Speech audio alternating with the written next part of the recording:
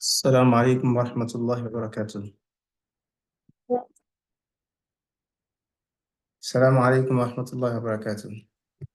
وعليكم وعليكم السلام. السلام ورحمة الله وبركاته. I'm sorry I got here a bit late. I didn't know the time had elapsed. I was just sitting waiting for the time. I didn't know the time already elapsed. I'm welcoming you guys again to our Tajweed session. It's a pleasure having you guys here. And I'm coming a minute. It's a pleasure having you guys here, and it's important that I note and inform you guys that in this Tajweed course, Bismillah wa salatu wa salam ala Rasulillah wa ala alihi wa sahbihi ajma'in. In this Tajweed course, basically, we'll be working towards Tajweed rulings, and we'll be trying to make it as practical as possible. So the Tajweed course was customized because I wrote the Tajweed course from the beginning to the end, and I wrote it in such a way that like it's relatable, because most of the Tajweed books I've always read has always been from like theory to practical. So what I did was take a Tajweed ruling, look at how I implement it practically, then try to like create something theoretical from it. And we'll see as we go along. Today we'll be dealing with understanding of what Tajweed is, all the way to Makharij in this session. And probably in the next session, inshallah, we'll take some other topics. So we'll be starting from the material from the book that I created.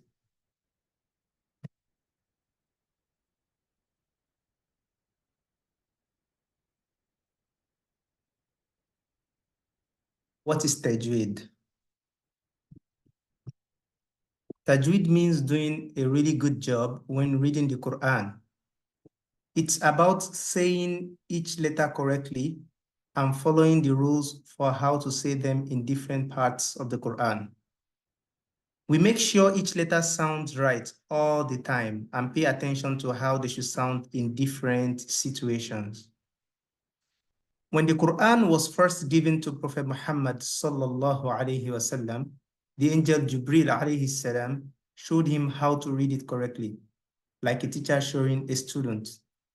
So when we read the Quran, we try to read it just like the Prophet Muhammad sallallahu alaihi wasallam was taught. It's like following the same rules in a game that everyone agrees on. So we all play the game the right way.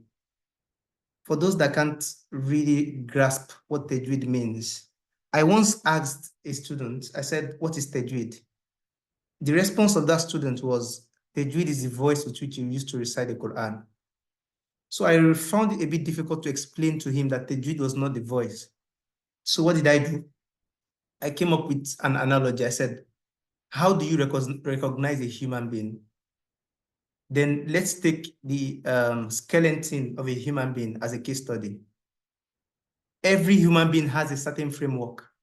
That's the skeleton. Every human being has a skeleton.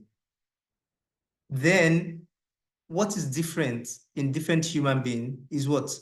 The skin that covers the skeleton. So skeleton is to a human being as Tajweed is to the Quran. So the skin that covers it is the voice. So the skin could be black, just like me. The skin could be white. The skin could be fat. It could be thin. It could be of different forms. So the more beautiful the skin or the covering is, the more beautiful the person is. The same thing. The more beautiful the voice is, the more beautiful the recitation would be. So for us to really, really understand what Tajweed is like a framework, a template that which we need to apply whenever we are reciting the Quran, so that we can say, oh, this person has recited it correctly. Because you see, many people recited the Quran in different ways, different voices, but they are all reciting it correctly because they've all applied the words. They've all applied Tajweed. Just the same way you cannot say, oh, the skeleton of a human being is the same thing as the skeleton of a cat. It's different. A human being is a human being because of the skeleton. The skeleton is the template. Then whatever covers it, that's the voice. Also, we can also give the analogy of a car. What's the purpose of a car? The purpose of a car is to move. Okay, so we can say Tajweed is the engine. So the basic thing that has to be there to say, oh, this is a car. So Tajweed is the car engine. Then whatever body you do, however you create the body, the finer the body, then you can refer to the body as what? As the voice with which you used to recite it. So that's the closest I can get to for now. Inshallah, if I get a better analogy, I will give you in between the course, inshallah. So what is the history of Tajweed? How did this science come about? Because we are well aware that when Prophet ﷺ was getting the Quran from the angel Jibreel ﷺ, the Prophet ﷺ was not taught that, okay, now you have to learn how to teach people how to read Tajweed. No, he just recited the Quran to him. So how did the knowledge of Tajweed, how did it come about? How did we start to learn Tajweed? How did the knowledge of Tajweed become something that needs to be learned? Okay, let's look at the history together. Long ago, when Prophet Muhammad lived, people naturally knew how to read the Quran correctly. They didn't need to learn the special rules because they already spoke with Tajweed, which means reading the Quran in a beautiful way. But as Islam spread to different places and Arab people started talking with others who didn't speak Arabic, mistakes in the Quran began to happen. So scholars wrote down the rules to help everyone read it correctly. Today, even though the Arabic language has changed a lot from the old days when the Quran was first written, even Arab people now need to learn the Tajweed so that they can read it correctly. The Quran is the special words of Allah, and every sound in it comes directly from Allah. That's why it's important to recite it correctly. Tajweed is like a special way to learn how to read the Quran properly. It helps people become really good at reciting the Quran, just like Prophet Muhammad, peace and blessing of Allah be upon him, did. Following the same way it was given to him by Angel Jibreel from Allah. In Tajweed, we learn about the special sound of each Arabic letter and where they come from in our mouth or throat. These sounds also have their own unique qualities. It's like learning how each sound just right. Sometimes two letters can have similar sound, and if you mix them up, it can change the meaning of the word in the Quran. By following the rules of Tajweed, we protect ourselves from making mistakes when reciting the Quran. It helps us keep the words of Allah just as they were revealed without changing their meaning. What is the goal of Tajweed? The goal of Tajweed is to reach the limit of perfection in the recitation and articulation of the Book of Allah, like it was revealed to Muhammad sallallahu alaihi wasallam. It could also be said that the goal of Tajweed is to guard the tongue from making mistakes while reading the Book of Allah. Now we are moving to Makharij. Articulation of Arabic letters is also the same thing as Makhraj. So Makhraj is the place or part of the mouth where the sound of a letter begins. There are 17 Makhraj for 29 Arabic letters. To find the makhraj of an alphabet, we put sukun on that alphabet and place alif fatha before it. Wherever you end the pronunciation is the makhraj of that alphabet. For example, wherever you end the pronunciation of alif fatha a, mim sukun, am will be the makhraj of mim. I hope that's clear. So now we'll be focusing on the pronunciation of alphabets. So how do we pronounce the alphabet alif? What's the proper pronunciation of alif? The alif sound comes from the emptiness of the mouth. It's one of the throat alphabets. It's pronounced from the bottom of the throat. So alif comes from here. Can you guys see me? Yeah. Alif comes from here. You say ah, ah, ah, ah. Now let's move to the next alphabet, the ba sound. The ba sound is produced from the moist part of the lips. It's produced by closing your lips and trying to burst out some air with the ba sound. So you close your lips and you be like ba, ba, ba, ba, ba. the ta sound.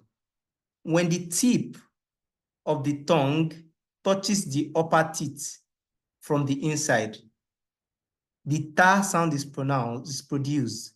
It's as though you are pronouncing the beginning part of the English word T. T, ta, ta, ta, T, ta, ta, T, ta. My tongue touching the upper parts from the inside. Then ta, ta. I pronounce the sound ta. The tha sound is produced when the tha sound is produced when the tip of the tongue slightly goes below the upper two teeth and a decent amount of air flows out through the mouth, creating the th sound. So I put my tongue slightly under my teeth, the upper part of my teeth. Can you see? Then I try to pronounce the sound. Tha, tha, tha, tha, tha sound. Tha. Gym. The gym sound will be pronounced correctly if all you do is to pronounce it the way you pronounce the word gym in the English alphabet. How many of you heard the joke of Mufti Menk about the gym? So the gym, just like you pronounce the gym, I'm going to the gym in English. That's how you pronounce the gym alphabet. Gym, gym, gym, gym, gym, gym. Then ha. The ha sound comes from the middle of the throat. So ha sound comes from the middle of the throat. Ha is one of what the alphabets of the throat. The closest explanation for the proper pronunciation of this word would be the H sound from the word horse. Horse, house, horse, ha. Like you are panting lightly. A light pant. So it's ha. You let hair flow through what? Through your throat to pronounce the word ha sound. Hamim, ha, ha, Hassan, Hussein, ha, ha, ha. The ho sound comes from the topmost part of the throat, close to the mouth. It's like a scratch on that part of the throat. So that part of the throat, very close to the mouth. Ho, ho, ho. So you can try to like imitate and pronounce that sound. The dal letter is pronounced like the beginning part of the word day, dal, day, dal, day, dal, day, dal. Dhal. How is the dhal pronounced? Placing your tongue under your teeth and allowing a decent amount of air to flow through and trying to make the air sound like the th sound produces the dhal. So what I do is I put my tongue under my teeth. Then I try to make what? The th sound. Dhal, dhal, dhal.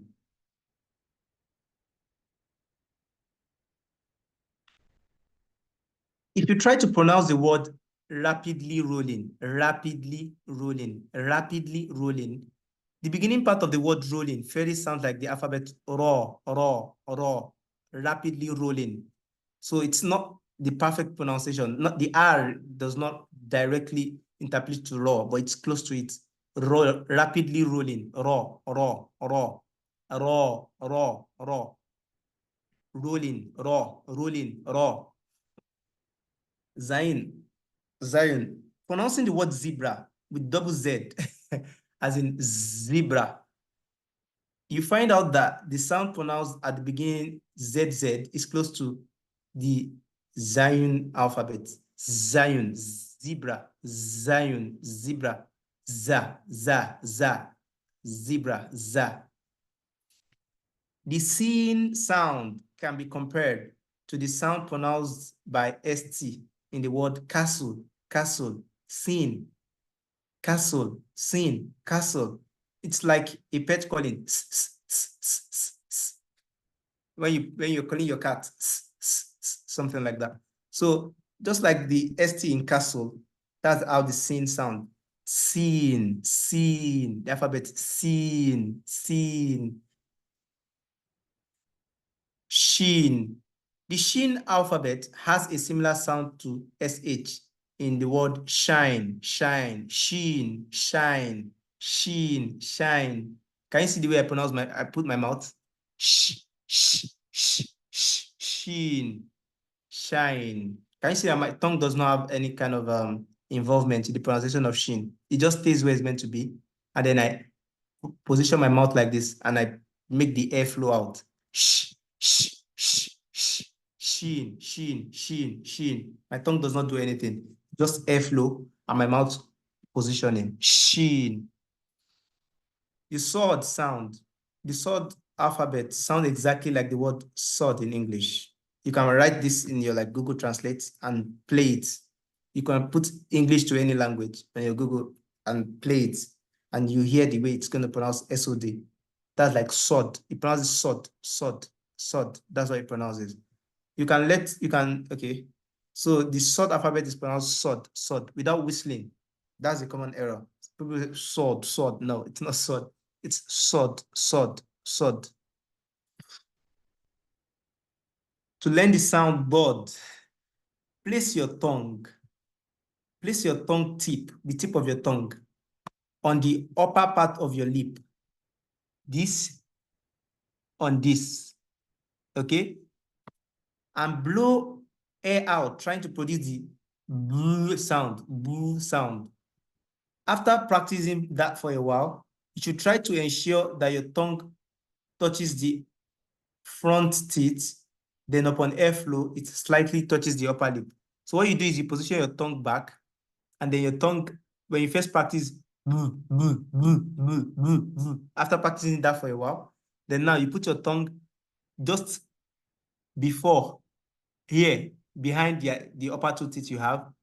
That boo sound, you try to pronounce it. But this time, you see that when you try to pronounce it, the airflow is going to push your tongue, and your tongue will even slightly touch your upper lip. Board, board, board, board, board.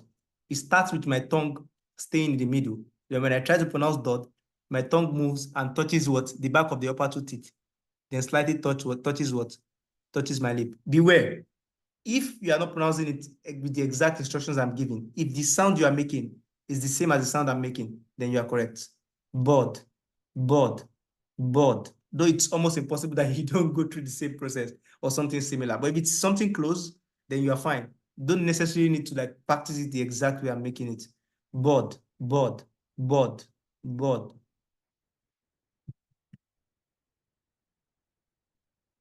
Now we are up to the paw sound.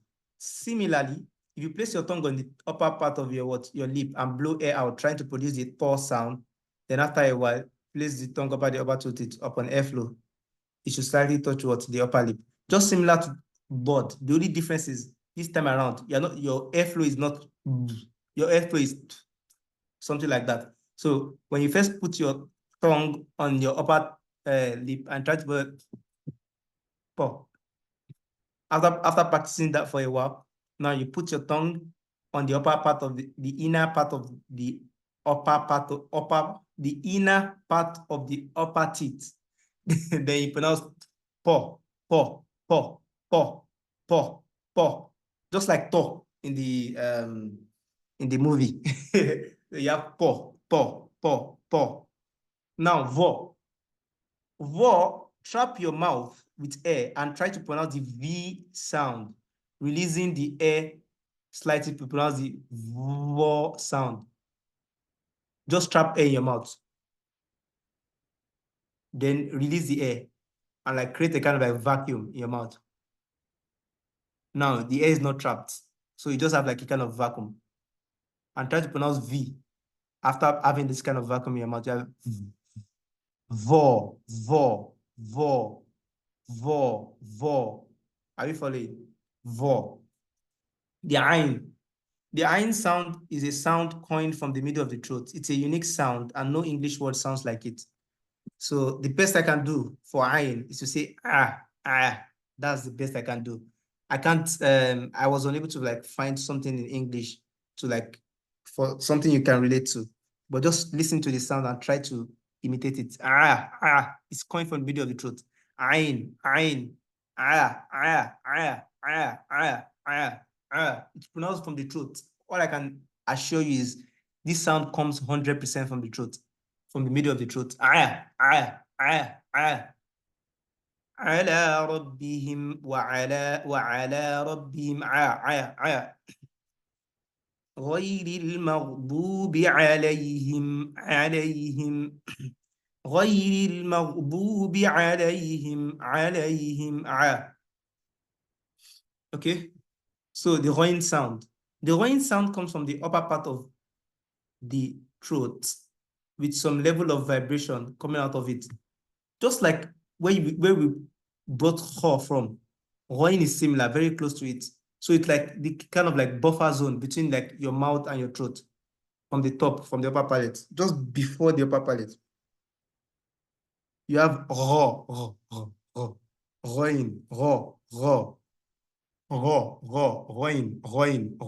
roin. The fa sound is actually a fa, F-A-A, fa, that's fa. And the cough sound is produced when the extreme back of the tongue touches the upper palate. The extreme back of your tongue, make it touch the upper palate. Oh. So when the extreme back of your tongue touches the upper palate, it creates the sound. And you pronounce what? Oh. Maybe a bit difficult, but if you practice, you're going to get it, okay? So let's move to the next alphabet. Calf. The calf sounds like the C in cat or the K in kindle.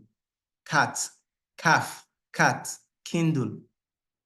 Calf, cat, kindle. The lamb sound, it sounds like L in lamb. Lamb.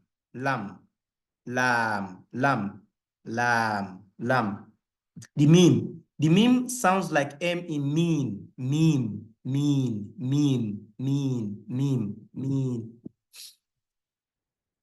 The noon sounds like N in nose. Nose, noon. Can you see the way I'm pronouncing it? Can you see my mouth is projected to the front? Noon, nose, noon. Wa. The wa sounds like W in wallet. Wa, wallet, wa. The ha sounds like what? Like an heavy breath or the sound of a roaring bull. I'm not sure if it's the sound of a roaring bull is accurate, but you know, I was talking about panting. When someone is panting, if you're panting lightly, you pronounce the ha sound. That's the ha. Some people have a very thick voice, and when they're panting, they pant with the ha sound. So there are two types of panting that are created from two, that pronounce two different words, type of alphabets in Arabic. You have the light panting, which pronounces the ha sound. And you have the heavy panting, which pronounces the ha sound. That sound is what? The ha sound. Ha. Wailul likulli humazatil lumazah. The ha sound. Ha. You have the ya sound. It sounds like Y in the English word yan, Y.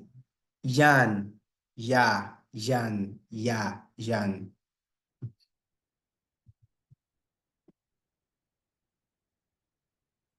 سبحانك اللهم بحمدك نشهد أن لا إله إلا أنت نستغفرك ونتوب إليك. Yeah, so we can unmute our microphone.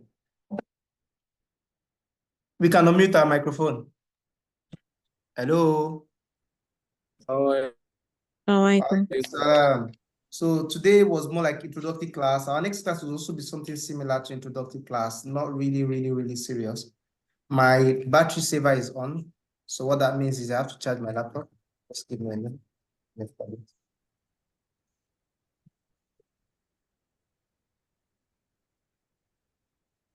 واستبرق كل ساور من فضة وسواء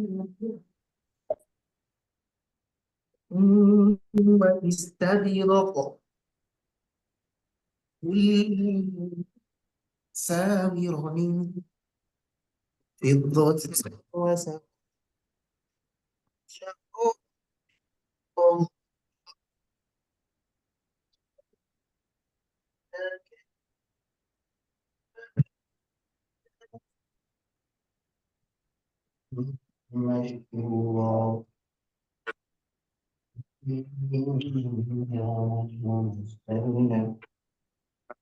عليك القرآن تنزيلا.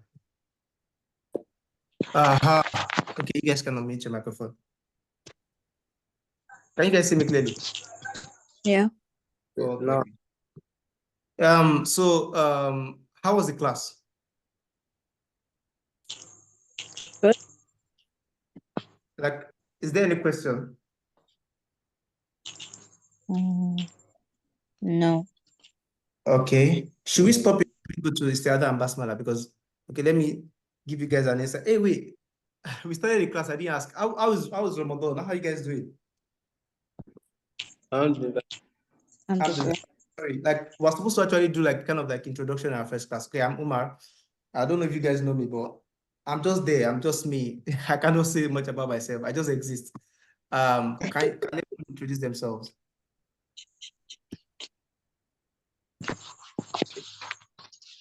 Sheikh Zubair. Yeah, that's my name already. Okay. Actually, even give a good example. Look how I introduced myself. Okay, let me introduce myself again. Okay. Okay, so this is what I want. My Tajweed class is small, and because my Tajweed class is small, I want the kind of class where like we're going to have like kind of like some level of connection with all my students. How many are we in the class? 6. How many people are missing? Were we 6 from the very beginning, or like were we more than that? Did somebody leave? We were 7. We're 7. Someone left, right? Yeah. Who was that? Like, do you know the person's name? Yes. I What's know the it's person's name? start from I.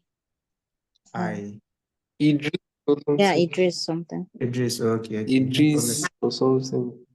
No problem. So okay, I think we shouldn't do our introduction in the first class. We can do maybe third or fourth class or fifth class.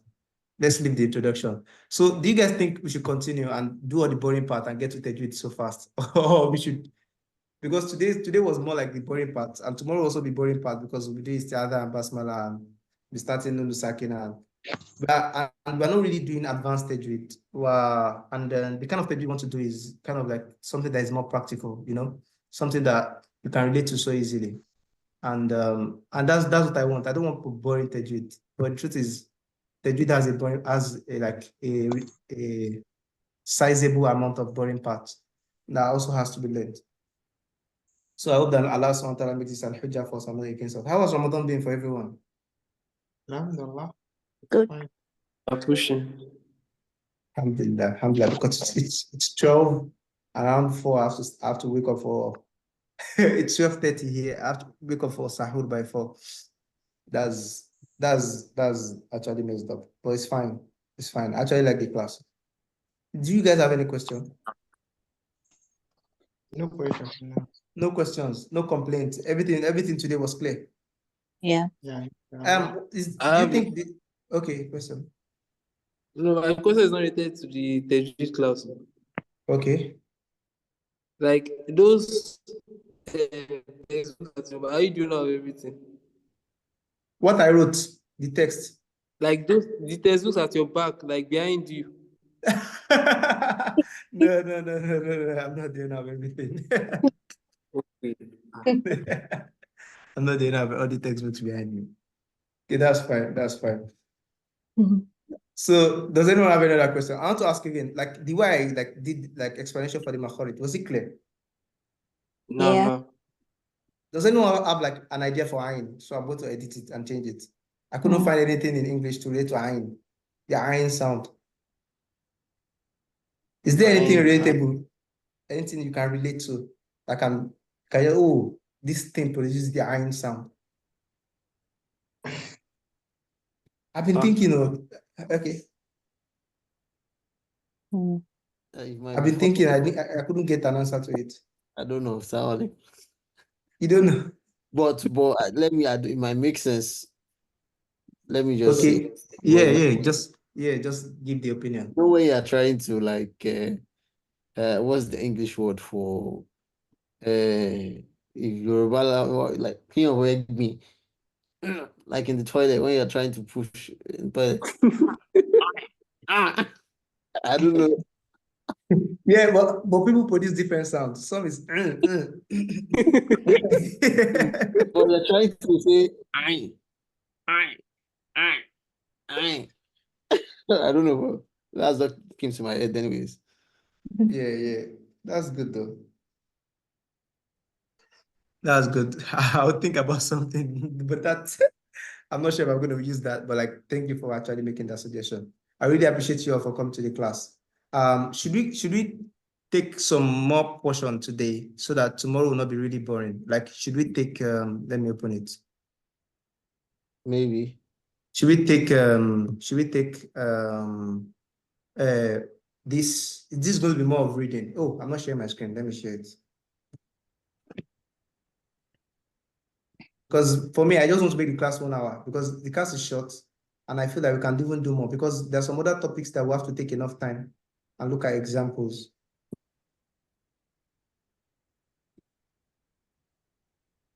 Can you guys see my screen?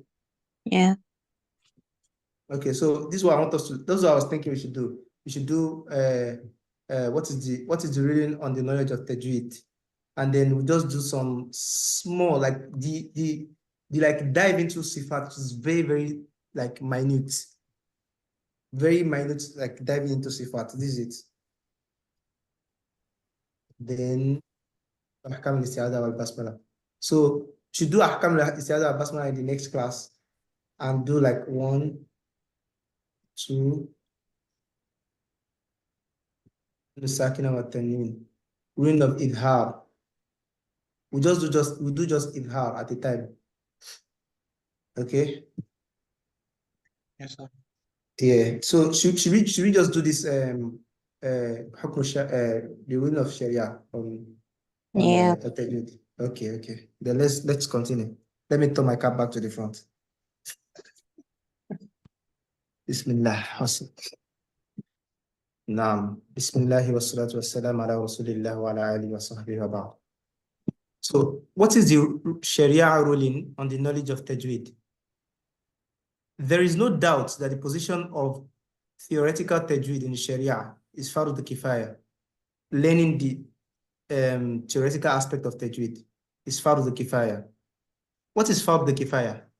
Fardu Kifaya is a kind of like compulsion that if a portion of people are already implementing it, it's not compulsory on the like general populace. Let me give you an example. What is Fardu Ain? Fardu Ain, for example, is Salah. Because some people are praying Salah to Zuhr somewhere, does not like relieve you from your own obligation to pray Salah to Zuhr. Everybody has to pray Salah to Zuhr. Salah in Islam is compulsory, okay, for everybody. But for the theoretical aspect of Tajweed, like knowing like, this is Madulin, this is Madul Badal, is called the Kefaya. Once there are certain people that are in that field learning it, it's not compulsory on the remaining people to learn it. They've taken away the burden from you, okay? So if some people are learning it, then for others, it's not compulsory. So that's the position of theoretical Tajweed. Wala amalu bi, but the application of Tajweed, that is the implementation of whatever the theoretical ruling is, like reciting Quran with Tajweed, Fardu Ain is compulsory upon every Muslim. Okay, so any Muslim that is reciting the Quran, it's compulsory on him to learn how to recite the Quran with the proper Tajweed. And according to Muhammad bin Jazari, the scholar of Bun al-Jazari, Muhammad bin Jazari, the scholar of the 9th century Hijri, says in his famous poem, detailing the rules of Tajweed, and applying Tajweed is an issue of absolute necessity. Whoever doesn't apply Tajweed to the Quran, then is considered a sinner, or a sinner is he. Like anyone that does not apply Tajweed is a sinner. That's what Muhammad Jazari said in his poem. So why is the ruling so strict? Why should Why should someone that does not implement tajweed be a sinner? Why is that? Is that fair? Let's talk about lajin. What is lajin? Deviation from appropriacy. An improper translation, it is the mistakes that in recitation of the Quran, it is divided into two: obvious deviation and hidden deviation. So let's talk about the open deviation. It is a mistake that has to do with mispronunciation that changes the meaning of a word. For example, if I'm reciting Surah Al-Fatiha and I say, صراط الذين أنعمت عليهم, what does it mean? The way of those whom you are pleased with. That is, you said, Ihdina Sirat al-Mustaqim. Oh Allah, guide us to the right path. Sirat al-Ladina an'amta alayhim. The path of those whom you are pleased with, those whom you love. Oh Allah, guide me to the path of those whom you love. That's what you're literally saying, if you recite it correctly. What happens when you say an'amtu? Sirat al-Ladina an'amtu alayhim. Do you know what that means? You are telling Allah subhanahu wa ta'ala to guide you to the path of those whom you yourself, you are pleased with. So how do you know if those whom you are pleased with are the wrong people or the right people? So the first problem now is what you have recited is not Quran. Number two is you have changed the meaning. You are saying, oh Allah, guide me to the path of those whom I myself I am pleased with. Those people that I am pleased with, guide me to the path of those people. And what is actually in the Quran is what? Oh Allah, guide me to the path of those whom you, Allah, you are pleased with. Okay? So you want to be in the path of those whom Allah is pleased with, and not in the path of those whom you are pleased with yourself, because it is Allah subhanahu wa ta'ala that has what? That has guidance. So just by changing fatha to dhamma here, can you see what it caused? It changed the sense from Allah being the what? Domir, from Allah being the person that what? That is being referred to you yourself being the person that is being referred to. Hence, you change the meaning of an'amta alayhim to an'amtu alayhim, and then you change the meaning of the verse. And the meaning of, and what you change the meaning to is actually something dangerous. Imagine someone saying, oh Allah, guide me to the right path, the path of those whom I love. And what we are meant to say is, oh Allah, guide me to the right path, the path of those whom you love. That's the first mistake. وَاذْكُرُوا إِذْ أَنْتُمْ قَلِيلٌ فَكَثَّرَكُمْ. I think it's in Ma'idah, I can't remember the surah. إِذْ أَنْتُمْ قَلِيلٌ. And remember, إِذْ أَنْتُمْ قَلِيلٌ, when you were small in number, فَكَثَّرَكُمْ. And Allah subhanahu wa ta'ala multiplied you in number. It made you numerous, gigantic in number. And then, if you didn't pronounce the tha properly, and you pronounce it with sin, وَاذْكُرُوا إِذْ أَنْتُمْ قَلِيلٌ فَكَثَّرَكُمْ. If that was what you pronounced, what you recited, what it meant is, and remember, when you were small in number, and Allah subhanahu wa ta'ala broke you. Just imagine, you change multiplication in number to break. Kasaro, break. Katharo, multiply. Can you see? Just by changing the sin to tha, and they sound similar. Fakatharokum, fakatharokum, fakatharokum, fakatharokum. So fakatharokum is what is correct. He multiplied you. Fakatharokum was what you pronounced. You deviated from the actual thing. Asa, aso. Can you see? Sin and sword. I don't want to waste time again. Bismillahirrahmanirrahim. Bismillahirrahmanirrahim. And all of this, I don't want to emphasize, the point I'm trying to make from Lajin is here. The mistake is clear as day. If an Arab listens to you and he hears you recite like that, he'll be like, no, this can never be the Quran that was revealed to Muhammad sallallahu alaihi wasallam. What you have recited is wrong. So now we don't have hidden errors.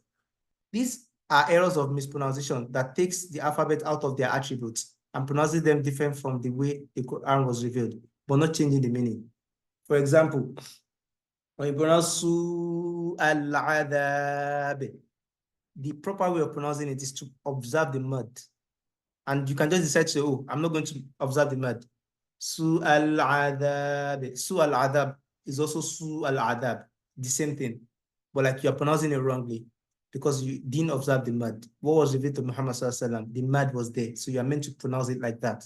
So this does not change the meaning. Su al-adab, or those say that su al-adab is the same, but that's not what is in the Quran. Or when you want to pronounce fusakum, then you like implement idhar. Fusakum is always the same as fusakum. But you are not meant to pronounce idhar because that's not the way the Quran was revealed to Muhammad sallallahu alaihi wasallam. So the obvious errors or the obvious mistakes that you can make from not learning the rules of tajweed change the meaning, hence cause serious problems. And while the ones that are that are not like obvious, that are hidden, they didn't necessarily need to change the meaning, but there are also errors that we need to talk about.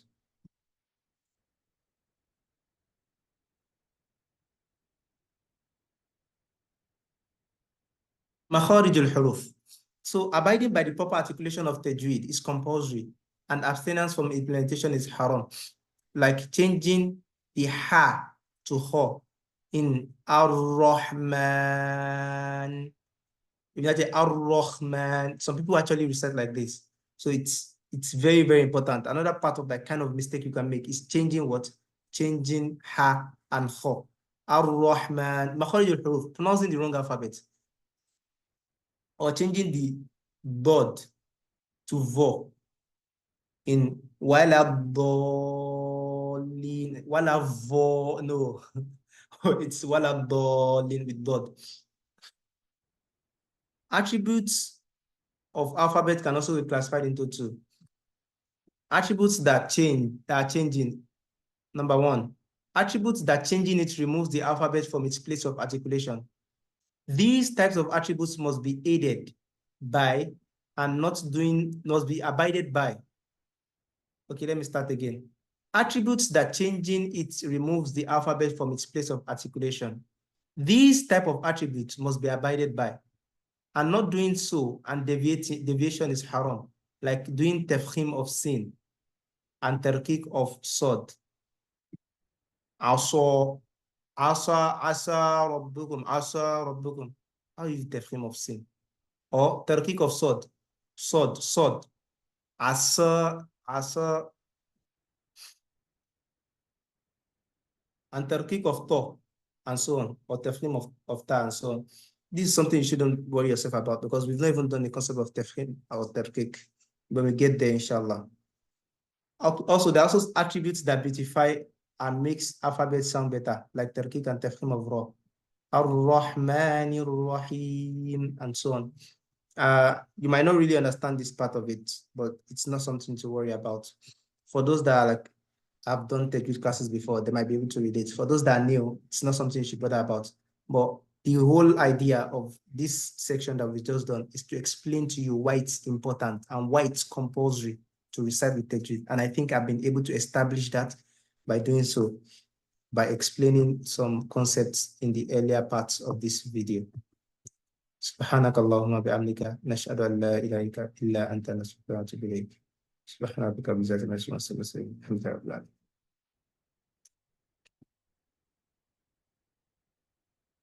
So we start from the rules of isti'adha and basmala in the next class, inshallah. And isti'adha and basmala, we may not spend a lot of time. We do isti'adha, basmala, then idhar. Okay? You guys are sounding like you're really tired. Trust me, I'm as tired as you. Hello? Is anybody there? Yes, sir. Yeah. I said, trust me, I'm as tired as you. So that will be the end of our Teju class for today. I actually enjoyed your attentiveness in the class. And there's a chance that you actually have a question, maybe from Lajin or some of the things that we discussed. Okay, Sheikh Habib, we can talk.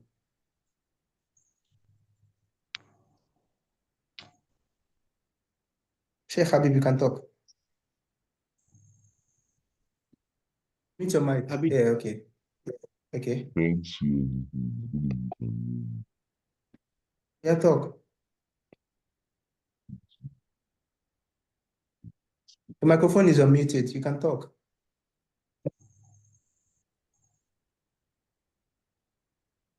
Hello.